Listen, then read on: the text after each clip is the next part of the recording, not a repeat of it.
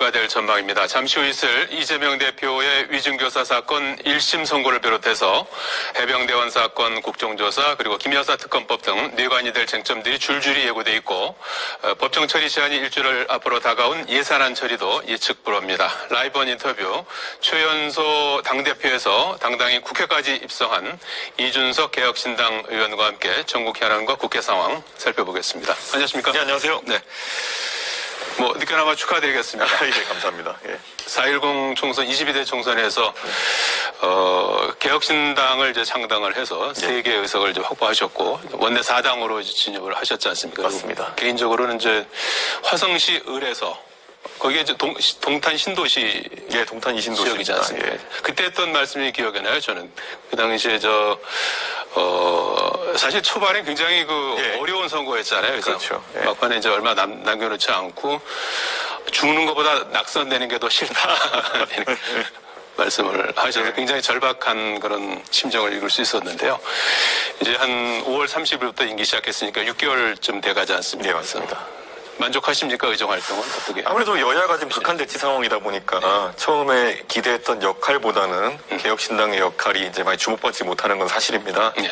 하지만 우리 개혁신당의 의원 3명이 사실 타당의 의원님들과 비교해서 항상 언론 노출도 더 많은 편이고 그렇기 때문에 저는 국민들 기대심이나 이런 것들은 많이 올라와 있다는 생각을 합니다. 그래서 특히 지금 이제 윤석열 정부도 이제 후반기를 향해 가면서 상당한 전환을 이제 필요로 하는 시점이고 오늘 또 판결이 예정돼 있습니다만 이재명 대표의 리더십도 한번 이신이 필요한 상황이기 때문에 저는 이 상황에서 개혁신당의 역할이 갈수록 증대될 것이다 이렇게 봅니다. 기대는 못 미쳤지만 앞으로 기대감이 커질 것이다. 그렇죠. 그리고 사실 의석이나 이런 것들 수보다도 더 중요한 건 얼마나 국민들이 바라는 것을 우리가 표현하느냐 이게 중요하다고 생각하기 때문에 앞으로 역할이 있다 봅니다. 지역구 활동을 굉장히 열심히 하신다고 들었어요. 거의 지역에 사시다시피 한다 그랬는데 저희가 이제 국회 방송이나 이렇게 해서 방송을 보면은 국회 활동도 굉장히 열심히 하시더라고요. 아무래도 제가 이제 상임위가 국회 과방위에 배속돼 있기 때문에요. 근데 과방위가 또 굉장히 전체회의도 많이 하고 여러 가지 청문회도 지금까지 많았고요. 그렇기 때문에 의정 활동에 집중할 수밖에 없는 구조이긴 합니다. 하지만 그래도 저를 뽑아주신 동탄 주민들께 또 보답하기 위해 가지고 틈날 때마다 지역 이슈도 챙기고 조금이라도 유치하려고 하고 이렇게 하는데요. 워낙 동탄 주민들의 민도나 아니면 기대치가 높아가지고 제가 분골쇄신해도 이게 부응할 수 있을지 모르겠습니다. 이게 앞으로 좀 지켜보기로 하고요. 지금 1호 법안으로 내신 법이 이제 반값 선거법 이걸 이제 발의하셨다고 하는데 지금 이제 지역구 의원 같은 경우에는 득표율이 10%면 절반, 15%면 전액인가요? 예, 맞습니다. 국고에서 이제 지원을 해주는데 이거를 5%만 얻어도 절반을 지원해주는 그런 법안이라고 들었어요. 사실상 그런 부분과 함께 더불어서 지금은 선거를 치는 데 있어서 젊은 신진 정치인들이 지역구에 갔을 때 사실상 텃세에 좀 굴할 수밖에 없는 구조입니다. 예를 들어서 우리가 물론 유권자 입장에서 선거 때 선가시기도 하겠지만은 당장 가서 유권자들의 전화번호 DB나 이런 것도 확보하는 것도 거의 불가능에 가깝고요. 그러다 보니까 거기에 이제 소위 브로커라 하는 사람들 아니면 선거업자라고 하는 사람들 붙어가지고 젊은 사람들이 불법과 합법의 경계선 속에서 정치를 시작해야 되는 상황들이 있거든요. 그런 것들을 개선하기 위해 가지고 우리가 선거 공영제라고 있는데 조금 더 이게 더 공영제에 가깝게 갈 수 있도록 하기 위해서 제가 첫 입법을 그걸로 했습니다.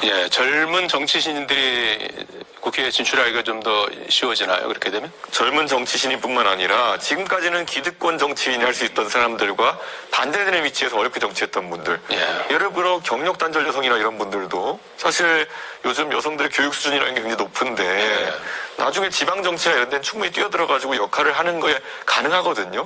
지금은 그렇게 하려고 그러면 아까 말했던 것처럼 예를 들어서 과거의 정치 문화처럼 온 동네 술자리 가가지고 인사를 해야 된다든지 아니면 경조사 경조사 챙기는 거에 매진하다가 사실 정책 개발하는 걸 하지 못한다든지 이런 걸 막기 위해 가지고 정보의 유통이나 이런 것들은 누구에게나 공평하게 공적인 영역에서 관리할 수 있도록 하는 것이 법안의 목표입니다.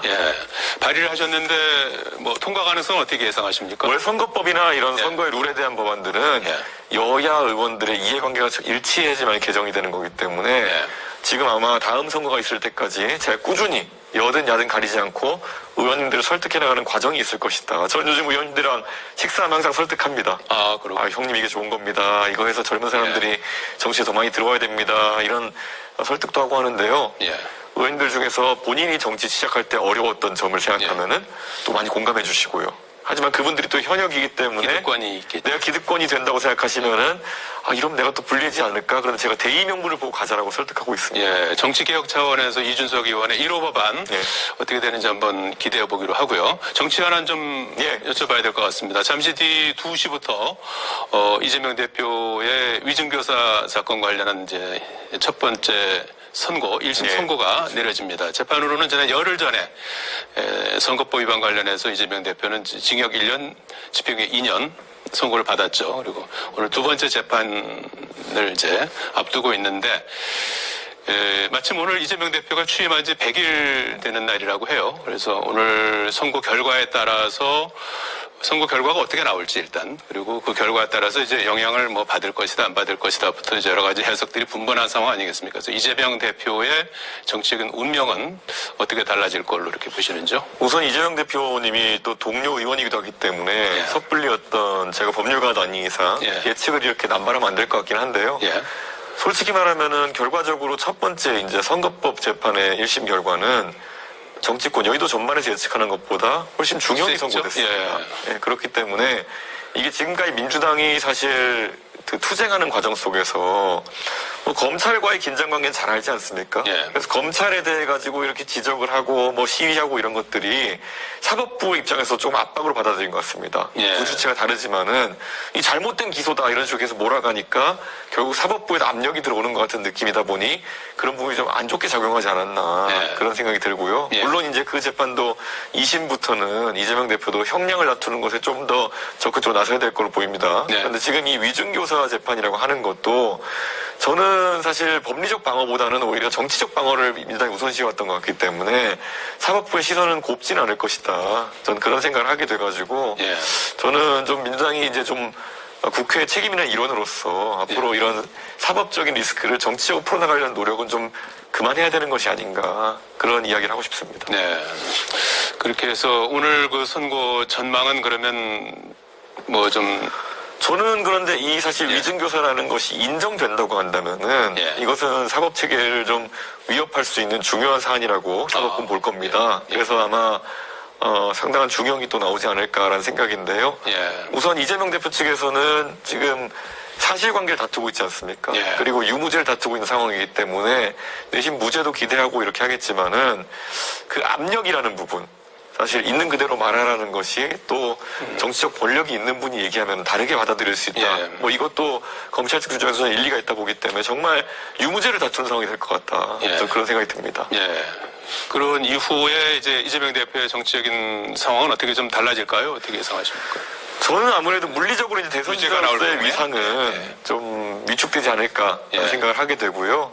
다만 이제 이재명 대표의 지지층이라고 하는 분들은 지금까지 뭐 거의 몇 년간 이재명 대표의 그런 대선 도전을 위해서 똘똘 뭉쳐서 달려온 집단이기 때문에 바로 어떤 상태 전환이 있지는 않을 것이다. 이렇게 해가지고 저는 민주당 내에서 다소 불안한 현상 유지가 일어나지 않을까. 저는 그런 생각을 하게 돼 있습니다. 불안한 현상 유지가 될 것 같다. 표면적으로는 뭐 그냥 또 현행대로 굴러가더라도 말이죠. 그렇죠. 사실 이재명 대표가 지금 본인의 어쨌든 당에 대한 장악력이나 이런 것들을 계속 유지하려고 할 텐데 사실 지금 국민의힘도 지금 최근에 한동훈 대표 리더십 많이 흔들리고 있고 이런 상황 속에서 민주당에서도 지켜보자는 여론이 좀 우세해지지 않을까 그런 생각입니다. 자, 잠시 뒤에 있을 재판 결과 한번 살펴보기로 하고요. 지금 정치권의 또 큰 이슈 중에 하나가 명태균 씨 사건 아니겠습니까? 명태균 게이트 이렇게 이제 불리기도 하고 당시에 뭐 김영선 전 의원 공천과 관련해서 윤석열 대통령 부부의 이제 공천 개입, 선거 개입 의혹으로 이렇게 시작됐던 것이 지금 뭐 다양한 가지로 이렇게 이제 퍼져나가면서 뭐 종잡을 수가 없을 정도로 이게 어디로 향하는 건지 이것도 알 수가 없을 정도로 지금 흘러가고 있는 그런 상황 아니겠습니까? 그런데 얼마 전에 윤석 의원께서 14일이었나요? 남미 G20 국회의장 회의, 예. 거기 이제 우은식 의장 함께 같이 이제 갔다 들어오시면서 작심 발언을 한 게 한번 크게 논란이 좀 됐었어요. 물론 이제 구체적으로 밝히지 않았지만 결과적으로 이제 포항시장하고 강서구청장 선거에 윤석열 대통령이 개입했다는 의혹을 이제 제기한 거고, 또 하나는 이제 엊그저께 라디오 인터뷰에서 하신 말씀, 윤석열 대통령이 명태균 씨 말은 참 잘 듣는, 다른 사람 말은 잘 안 들어도 그런 취지의 발언을 했거든요. 그래서 그 의도가 무엇일까 이런 궁금증을 낳았어요. 아무래도 처음에 이제 이 사건이 불거졌을 때 나왔던 방향과 다르게 중간에 이제 사실 좀 특이한 사람들이 끼면서 이것을 온통 다른 데로 이제 시선을 분산시키려는 노력들이 진행되어 왔습니다. 그래가지고 특히 그 중에 한 갈래가 제가 그때 당대표를 하고 있었던 이유만으로, 그런 이유 때문에 또 개혁신당이나 저에게 또 그런 화살을 돌리려는 그런 분들이 있었어요. 예. 근데 그분들이 보통 소위 한동훈 대표랑 가까운 친한계라고 하는 분들, 예. 또는 그 사실 여권과 아주 가까운 것으로 알려져 있는 변호사라든지 이런 분들이 상황도 모르고 자꾸 달려들어가지고 예. 그런 얘기하기 때문에 사실상의 그분들에 대한 경고의 의사가 좀 있었던 겁니다. 사실 지금 검찰도 수사를 해가지고 이 부분에 대해서 명명백백히 밝혀가지고 국민들에게 알려야 되는 상황인데, 그 변호사라고 그 피의자를 변호하러 가신 분이 밖에 나와서 수사 내용을 다 흘리고, 근데 그 수사 내용도 보면은 좀 어느 정도는 과장 또는 왜곡해서 흘리는 정황이 있다 보니까 이게 굉장히 혼탁해지는 상황이 온 겁니다. 그래가지고 이런 부분에 대해 가지고 그분이 어떤 의도를 가지고 하는지는 모르겠지만은, 만약 이런 식으로 아무 말이나 흘리기 이렇게 가면은 제가 그때 당대표였고, 그때 제가 공천 과정 전반에 대해 가지고 제가 알고 있는 것도 있고 모르는 것도 있겠지만은, 알고 있는 것에 대해서도 저는 제가 그래도 사실 제가 당대표의 직무를 수행하면서 취득한 비밀이나 이런 것들에 대해 가지고는 저 공개하지 않는 것이 예의라고 생각해가지고 제가 얼마나 억울한 일을 당해가지고 그 당에 쫓겨났음에도 불구하고 지금까지 함구하고 있었던 건데, 오히려 후한무치하게 화살을 저에게 돌린다? 그럼 저도 제 방어를 위해 얘기할 수밖에 없는 거 아니냐, 이런 취지로 이제 이야기하는 것인데요. 저는 그런 아주 후한무치한 시도들에 대해 가지고는 국민들이 이미 알 것이다. 그 변호사 한 분이 지금 이제 해촉된 다음부터 얼마나 이제 대한민국 정치권이 좀 조용해졌습니까? 이 문제에 대해 가지고. 저는 이럴수록 오히려 이제 실체적 진술에 접근하는 것이 가능해질 것이다. 저는 이번에 참 초기에 있었던 그 혼란이라고 하는 것은 저는 참 믿기지가 않는 혼란이었다고 생각합니다. 최근에 하신 발언이 이제 방어를 위한 경고성 발언이다, 이제 이렇게 말씀을 해주셨는데, 이제 많은 국민들, 물론 이제 뭐 추가적으로 이제 알고 계시는 것들을 많이 계시고 그럴 텐데, 그 당시에 이제 2022 당대표를 하셨지 않습니까? 물론 뭐 그 상황이라는 게 이제 정치적으로 이제 정권 교체기였기 때문에 이제 당선인의 신분이 또 막강할 수도 있고 뭐 여러 가지 정치적인 위상이나 이런 거는 좀 복잡한 그런 부분이 있을 텐데, 그리고 당대표였기 때문에 최종적인 옥세는 이제 당대표가 쥐고 있는 거 아니겠습니까? 그래서 이준석 대표께서 좀 더 실체적 진실을 좀 더 말씀해야 되는 게 아니냐, 이런 지각도 있는 것 같아요. 저는 실체적 진실이라는 게 지금 당선되신 분들도 있고 지금 그 결과가 떨어지신 분도 있고 한 상황에서 이 개인의 명예가 달려있는 부분입니다. 그렇기 때문에 이런 부분은 제가 그때 포항이나 경주 공천에 대해, 포항이나 아니면은 그 강서구청장 공천에 대해 설명할 때도 그랬지만은, 이런 것들이 개인의 어쨌든 대해 가지고 언급되는 것이 아니라 그 당시 상황 설명을 위해서 하는 것인데, 언론에다 대고 제가 모든 것을 얘기하는 것은 그분들은 위한 예의도 아닐 뿐더러 지역 주민들에게도 상당한 이제 혼란을 주는 거기 때문에, 만약에 이 부분에 대해서 수사기관이 의지를 갖고 들여다본다, 그럼 제가 알고 있는 것을 증언하고 설명할 수 있는 것이지, 제가 모두 혼란을 가중시키기 위해서 이것저것 떠드는 것이 중요한 게 아니다, 이렇게 보고 있습니다. 그리고 공천이라는 거는 사실 굉장히 복잡한 요소들이 많이 작동합니다. 그렇기 때문에 저는 그 부분에 대해 가지고는 제가 그때 포항이나 아니면은 강서공천에 대해서 설명하면서 이것이 불법인지 아닌지는 또 별개의 문제다라고 제가 이제 말했잖아요. 그러니까 그 부분에 대해서는 좀 계속 뭐 제가 이야기할 부분은 이야기하되, 뭐 제가 폭로 정치하겠다고 하는 건 아니기 때문에 그건 좀 분리해서 갈 것 같습니다. 수사 상황에 따라서는 좀 더 보따리를 풀 수 있지만 먼저 이렇게 앞질러서 이렇게 제가 봤을 때도 불법적인 정황이 있고 수사기관이 그런 걸 궁금해한다. 그럼 거기에 대해서 설명할 개연성이 있지만은, 예를 들어 제가 무슨 뭐 저랑 친한 분도 있고 사실 정치 지금 제대로 하시는 분도 있고 제가 포항시장 공천에 대해서 제가 말씀드렸던 것이 지금 포항시장 공천 이강덕 시장은 50만 포항시장의 대표자고 굉장히 인기가 좋은 분인데 이 여의도에 있었던 아주 이런 후한무치한 일들에 대해 가지고는 오히려 모르시고 계셨을 거예요. 근데 이번에 오히려 그런 것들이 상황 설명하는 과정에 나가가지고 그분의 시정 활동이라는데 누를 끼치면 안 되는 거거든요. 그래가지고 그런 부분은 분리해서 봐야 된다. 잘못한 건 대통령이시지 거기서 괜히 포항 시민이나 포항시장이 걱정할 일 만드는 건 목적이 아니지 않습니까? 국회 상황을 좀 여쭤봐야 될 것 같습니다. 이번 주 오늘 이재명 대표 이제 두 번째 재판 1심 선고가 있고 이번 주에 또 국회 일정이 또 굵직굵직한 것들이 쭉 있습니다. 그래서 아마 김건희 여사 특검법 관련해서 뭐 내일쯤 아마 이제 정부에서 제2요구권을 행사하면 목요일에 아마 재의결 절차를 밟게 될 것 같습니다. 그래서 그 전망은 어떻게 보십니까? 그 사이에 여러 가지 정치적인 변수들이 많이 있어서 말이죠. 저는 최근에 이제 한동훈 대표가 겪고 있는 그런 당내에서 어려움 때문에 한동훈 대표가 원래도 사실은 시간만 질질 끌고 있었지만은 이런 특검이나 아니면 이런 문제에 대해 가지고 발언을 거의 안 하고 있습니다. 지금 화살을 이제 다른 곳으로 돌리고 있는 상황인데 저는 그래서 큰 기대를 하지 않습니다. 국민의힘 의원들이 뭐 8명 가까이 소위 말해 이탈표가 나와가지고 이거 처리될 것이냐 그렇게 보지 않거든요. 오히려 한동훈 대표 입장에서는 그 표결이 끝난 다음에 본인에게 가해질 정치적 공격이나 이런 것들을 두려워하고 있을 상황이다. 그렇게 보기 때문에 뭐 저는 이제 한동훈 대표의 차별화라든지 아니면 새로운 시도라든지 이런 것들도 없을 것이다. 이렇게 봐서 여당은 아마 거의 국민들이 가장 우려하는 방향으로 그 대통령과의 동일체 운명으로 가지 않을까 이런 생각합니다. 그렇군요. 이번에 그 재의결 결과도 지난번보다도 오히려 이탈표가 많지 않을 것이다 이렇게 보시나요? 그렇죠. 그리고 저는 사실 최근에 그 최상병 특검 같은 경우에도 박정훈 대령에 대한 이 구형이 이루어졌는데요. 사실 징역 3년 이렇게 구형이 이루어졌습니다. 이게 말이나 되는 거겠습니까?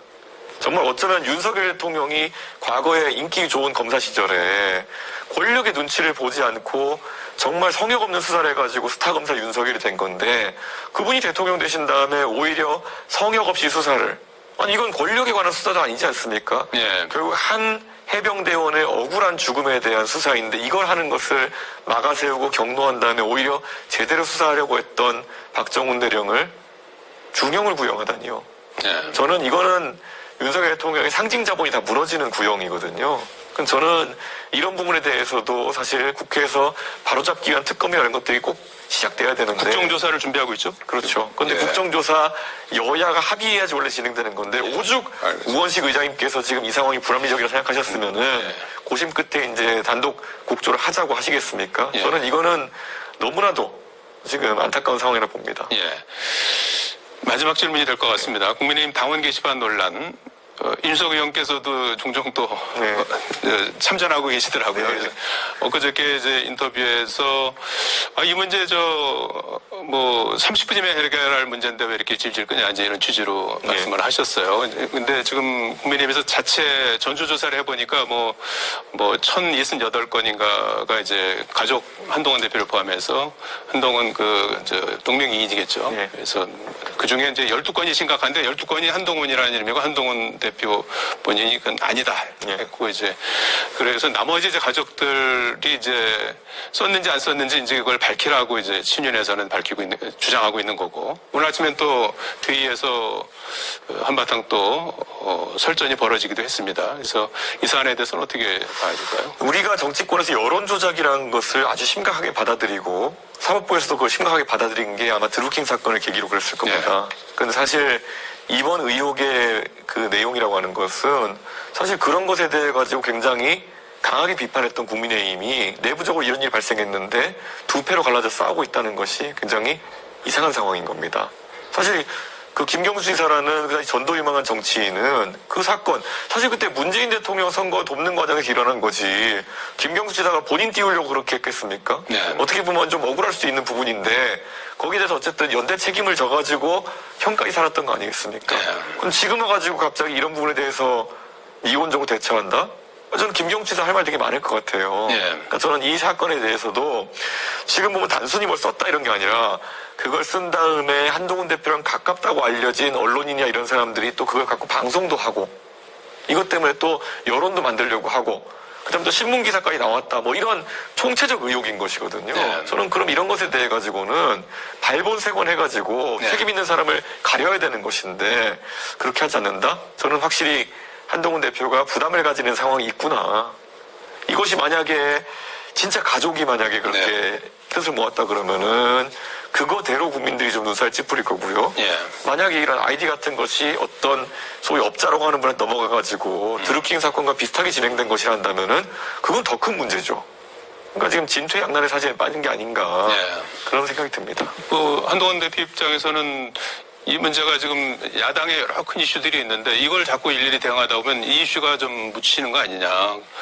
또 자중질환에 우리끼리 이제 분란에 빠지는 것이 아니냐. 이런 주장에 대해서는 어떻게 보시는지. 옛날에 그 윤핵관이 당대표 공격할 때 그런 얘기 했던 사람이라면 지금도 그런 말 할 수 있습니다.